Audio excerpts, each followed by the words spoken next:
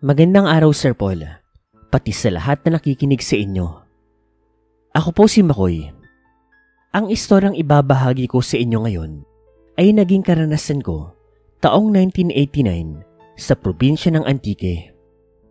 Nagmula talaga ako sa lugar ng Iloilo, ngunit dahil sa kahirapan ay wala sa oras na lumipat ang aming pamilya sa probinsyang nabanggit. Maganda at maayos naman ang pananatili namin sa Antique. Masasabi kong kaunti lang ang kaibahan nito sa lugar na kinalakihan ko. 4 kami magkakasama sa iisang bubong. Ang nakakatanda kong kapatid, pati yung mga magulang ko. Noong mga panahon po na iyon, ay nasa edad 20 anyos na po ako. Nagkataong kakapasok ko pa lamang sa loob ng aming bahay nang marinig ko ang balitang iyon sa debaterya naming radyo. Tanghaling tapat at mas lalong dumagdag pa sa init ng panahon ang masamang balita na may kinalaman na naman sa mga patayan at sa aswang sa aming lugar.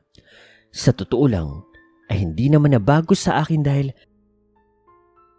simula nang lumipat kami sa Antique ay puro kababalagan at kilabot na ang palagi kong naririnig. Ngunit hanggang sa mga sandaling yon ay nagdadalawang isip pa rin ako kung totoo nga ba ang mga ganong uri ng nilalang o hindi. Lalo pat ni minsan ay hindi pa kami nakakakita o nakakasagupan ng ganong uri ng nilalang. Kinabukasan, umaga ng Biyernes, kagaya ng nakagawian, hindi pa man tuluyang sumisikat si inang araw, ay maaga ako naalimpungatan dahil sa sobrang ingay ng mga alagang baka at mga kalabaw ni Mang Durian. Hindi naman bago sa akin yun dahil simula nang lumipat kami, ay sa mismong harapan ng aming bahay ay palagi na lamang ganoon ang nangyayari. Ang mas nakakainis pa nga, bukod sa ingay, may mga naiiwan pang dumi ng hayop niya doon sa may tapat. Ano ba yan? Kaya aga-aga, nangangalingaso na naman ang baho ng kulungan nila. Narinig ko pa ang reklamo ni nanay. Naabutan ko pa nga siyang nagtitimpla ng kape sa may sala. Hindi ko rin naman siya masisi dahil totoo naman talaga yon. Maging ako, ay gusto ko rin namang magreklamo. Ngunit, mas pinili ko na lamang na manahimik. Oh, Durian, ang aga nating nagising ah. Narinig ko pang saad ni tatay na nasa labas pala ng bahay. Narinig ko pang ibang pinag-usapan ng dalawang lalaki. Hindi rin naman po nagtagal yung pag-usap nila. Dahil ilang saglit pa, ay muli nang pumasok si tatay sa loob, saka nagpaalam kay nanay na maaga raw siyang aalis dahil mag-aararo pa raw siya sa may bukid. Sa mga sandali po na iyon, ay nasa sala ako at kumakain ng nilagang gabi. Tumulong naman si ate kay nanay sa paglilinis ng bahay, samantala may iniwan naman na trabaho sa akin si tatay.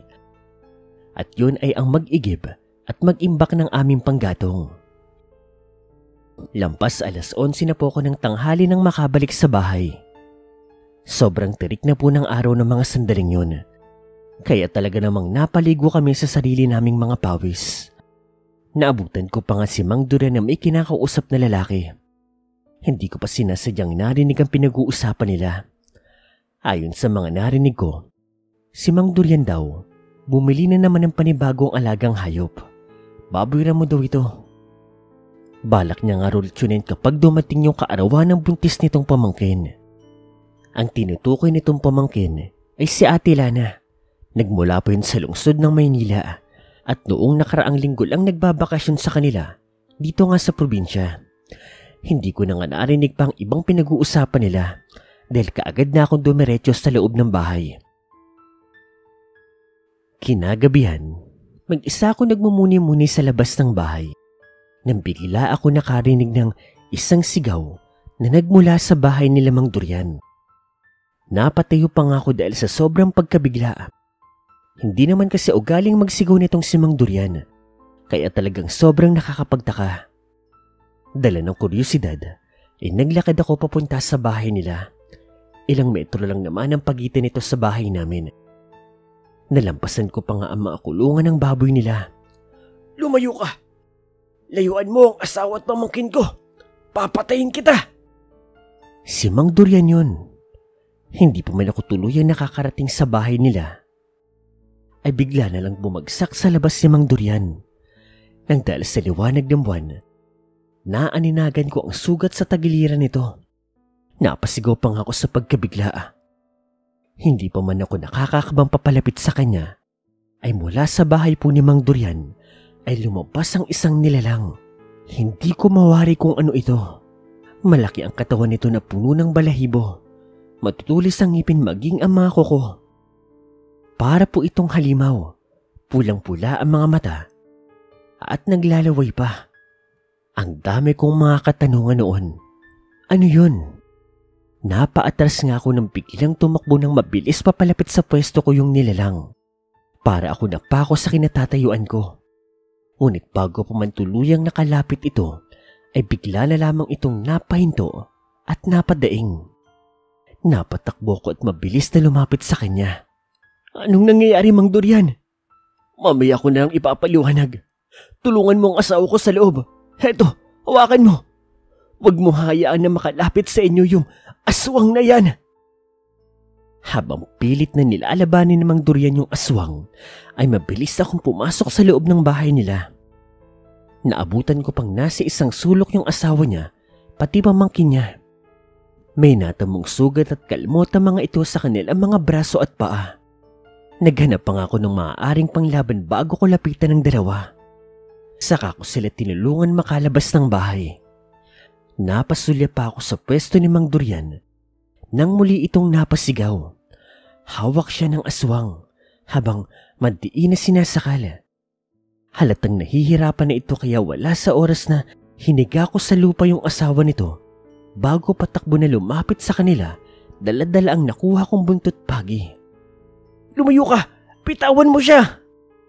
Hinampas ko ng buntot pagi yung likod ng aswang. Napadaing naman ito sa sakit at nabitawan si Mang Durian. Ilang beses kong hinampas yung aswang ng buntot pagi na mas lalong ikinadaing nito. Nasa ganoon kaming sitwasyon nang biglang dumating si tatay kasama ang kilalang albularyo sa aming lugar. Tinulungan nila ako hanggang sa tuluyan na nga naming natalo yung aswang na iyon. Alam niyo ba kung ano yung nakakabigla? Yun ay noong magpalit ng anyo yung aswang bilang isang baboy ramo bago ito tuluyang nawala na para bang bula. Sinubukan pa nga naming habulin yung aswang, ngunit hindi na namin ito nakita pa. Hindi na po kami nagsayang ng oras. Kaagad naming dinala sa bahay ni Amamang ang pamangkin at asawa ni Mang Durian. Si Amamang po ang kilalang albularyo sa aming lugar at siya rin ang tumutulong sa amin ni tatay upang malabanan yung aswang. Sa kabutihang palad, napagaling naman po nito yung pamangkin at asawa ni Mang Durian.